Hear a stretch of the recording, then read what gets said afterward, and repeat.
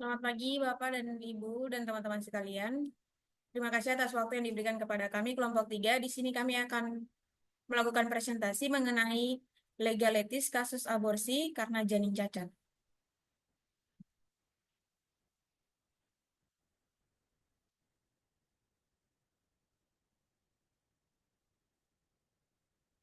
Baik, untuk yang pertama adalah terminologi aborsi.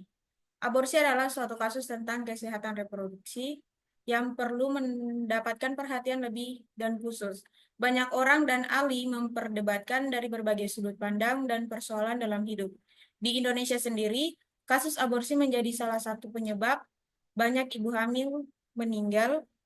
Jika diibaratkan kasus ini seperti gunung es yang tampaknya sedikit sedikit, namun sebenarnya sangat sangat dalam dan banyak terjadi di masyarakat. Baik, selanjutnya akan dilanjutkan oleh teman saya.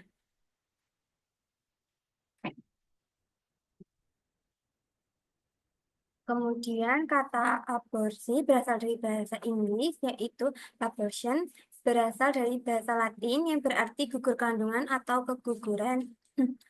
Secara terminologi, menurut Zardika Zain Putra, aborsi adalah dikeluarkannya hasil konsepsi dari dalam rahim dengan keinginan untuk menghancurkan hasil konsepsi sebelum dilahirkan secara alami.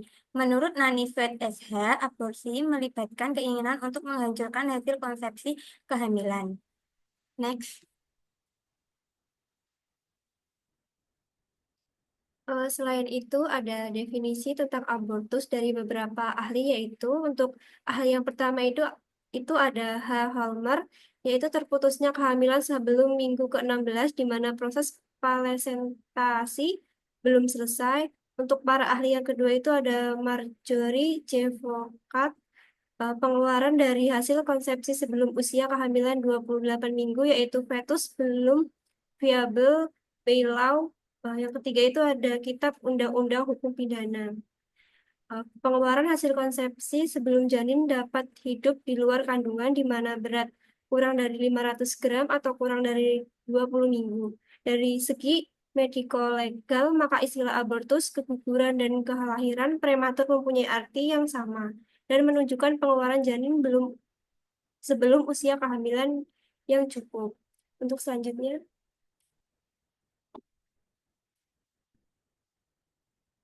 Dalam dunia kedokteran, aborsi dibagi menjadi dua, yaitu aborsi spontan yang juga dikenal sebagai aborsi spontan atau aborsi tidak disengaja, atau aborsi natural atau aborsi alamiah, yaitu aborsi spontan tanpa keterlibatan manusia atau upaya pihak luar. Yang kedua, tindakan manusia yang berupaya mengakhiri kehamilan yang tidak diinginkan, mengakibatkan aborsi provokatus, yaitu aborsi yang dilakukan secara sadar menggunakan instrumen atau obat-obatan.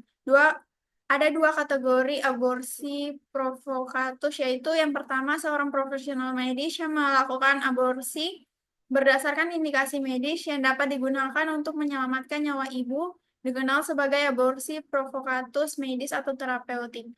Yang kedua, aborsi provokatus kriminal didefinisikan sebagai abortus yang dilakukan sebagai akibat dari aktivitas atau perilaku melanggar hukum yang tidak didukung oleh saran yang tidak didukung oleh saran medis. Kesimpulannya, abortus provokatus atau abortus dapat diartikan sebagai pengeluaran janin kehamilan sebelum waktunya. Abortus atau pengeluaran yang dimaksud di sini adalah pengeluaran dengan sengaja campur tangan manusia, medis, ataupun obat-obatan. Selanjutnya akan dibacakan oleh teman saya.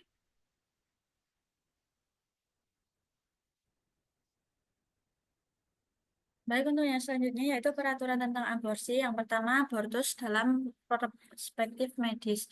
Di Indonesia, kesehatan diatur dalam Undang-Undang Kesehatan Nomor 36 Tahun 2009 yang di dalamnya juga membahas mengenai aborsi. Tindakan pengukuran kandungan yang disengaja atau abortus provokatus digolongkan ke dalam kejahatan terhadap nyawa menurut pasal 229 KUHP. Namun ada kondisi-kondisi tertentu di mana aborsi boleh dilakukan seperti kondisi medis atau korban perkosaan. Meskipun diperbolehkan, keputusan dan pertimbangan untuk melakukan aborsi tetap diserahkan kepada pasien. Keadaan darurat yang sangat diperbolehkan adalah kegagalan kontrasepsi, korban perkosaan, korban insek, gangguan jiwa berat, gangguan pada janin atau Down syndrome, dan infeksi HIV atau AIDS, atau tidak sehat secara fisik, mental, dan ekonomi. Adapun beberapa syarat yang diatur dalam pasal 76 dalam melakukan aborsi sebagai berikut. Yang pertama, yaitu sebelum kehamilan berumur 6 minggu, dihitung dari hari pertama haid terakhir kecuali hal kedaruratan medis. Yang kedua, yaitu oleh tenaga kesehatan yang memiliki keterampilan dan kewenangan memiliki sertifikat yang ditetapkan oleh menteri. Yang ketiga, dengan persetujuan ibu hamil yang bersangkutan. Selanjutnya, dengan izin suami kecuali korban perkosaan dan penyediaan layanan kesehatan yang memenuhi syarat yang telah ditetapkan oleh menteri. Baik, untuk selanjutnya. Ya, saya akan membahas mengenai abortus dari perspektif agama Kristen. Tentu saja, meskipun di negara dilegalkan, meskipun dalam beberapa kondisi tertentu dilegalkan, tapi dalam agama Kristen, mau bagaimanapun kondisi janin itu tetap tidak diperbolehkan untuk diaborsi. Karena bagi Tuhan sendiri, nyawa itu sangat berharga, bahkan masih dalam kandungan pun sangat berharga. Seperti yang tertulis dalam Keluaran 21 ayat 22 dan 23, di sana ada cerita, ada peraturan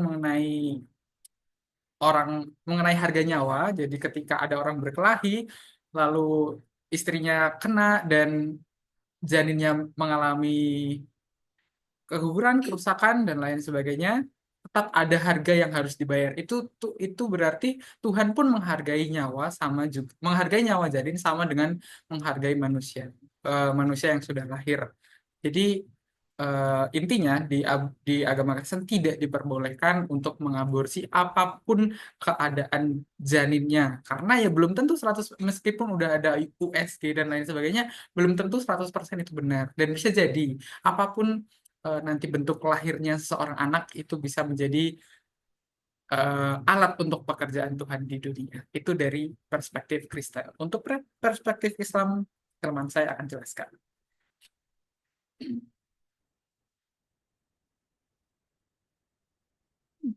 Baik, yang selanjutnya ada abortus dalam perspektif agama Islam. Ada beberapa ulama berpendapat bahwa dalam menetapkan hukum melakukan aborsi, terutama dalam usia bayi yang belum ditiupkan ruhnya, ada ulama yang dengan tegas mengharamkan karena merupakan suatu pembunuhan.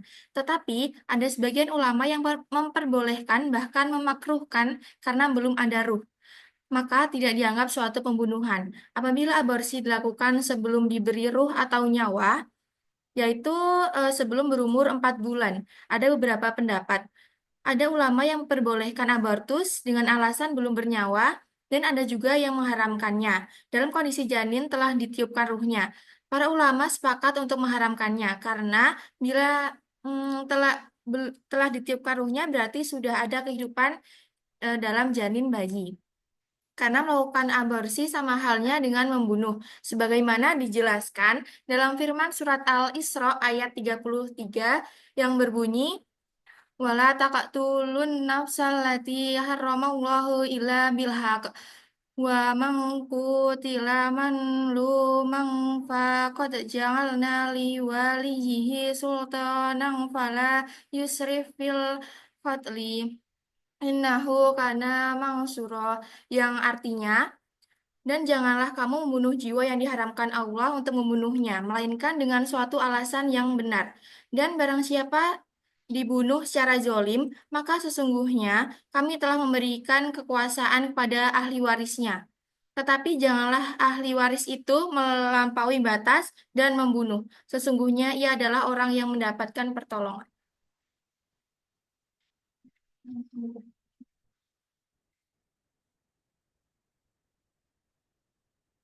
Baik. Yang selanjutnya, asuhan keperawatan legal etis kasus aborsi pada janin cacat. Secara hukum dan medis, seorang dokter diperbolehkan melakukan aborsi secara sehat dan aman dengan persetujuan pasien, tentunya apabila dengan yakin dan memiliki bukti-bukti yang kuat secara medis bahwa bayi yang akan lahir akan mengalami penyakit dan cacat bawaan. Hal tersebut diatur dalam Peraturan Pemerintah Nomor 61 Tahun 2014, Pasal 32 Ayat 1 huruf B. Aborsi yang dimaksud dalam Undang-Undang Kesehatan haruslah aborsi yang aman dan menjamin keselamatan ibu dan kesembuhan pasiennya, karena dilakukan oleh para ahli yang memang ahli kandungan dan di tempat yang memang telah sesuai dengan apa yang dimuat dalam peraturan pemerintah. Selanjutnya,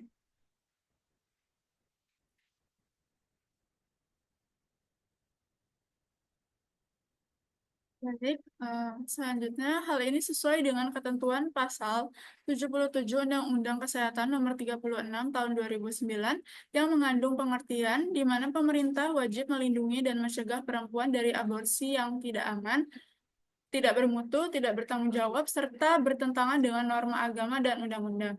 Aborsi yang dilakukan secara sembarangan sangat membahayakan kesehatan dan keselamatan ibu hamil, bahkan sampai berakibat pada kematian. Perdarahan yang terus-menerus serta infeksi yang terjadi setelah tindakan aborsi merupakan sebab utama kematian wanita yang melakukan aborsi. Baik, selanjutnya.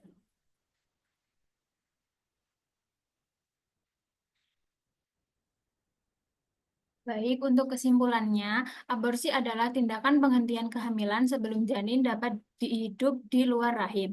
Berdasarkan penyebabnya, aborsi dibagi menjadi dua jenis, yaitu aborsi spontan terjadi secara alami tanpa campur tangan manusia, dan aborsi provokatus dilakukan secara sadar dengan bantuan medis atau obat-obatan. Aborsi provokatus sendiri terbagi menjadi dua, yaitu aborsi medis atau terapeutik yang bertujuan menyelamatkan nyawa ibu, dan aborsi kriminal yang dilakukan tanpa dasar medis dan melanggar hukum. Di Indonesia, aborsi menjadi salah satu penyebab utama kematian ibu dan dianggap sebagai isu kesehatan reproduksi yang kompleks dan kontroversial.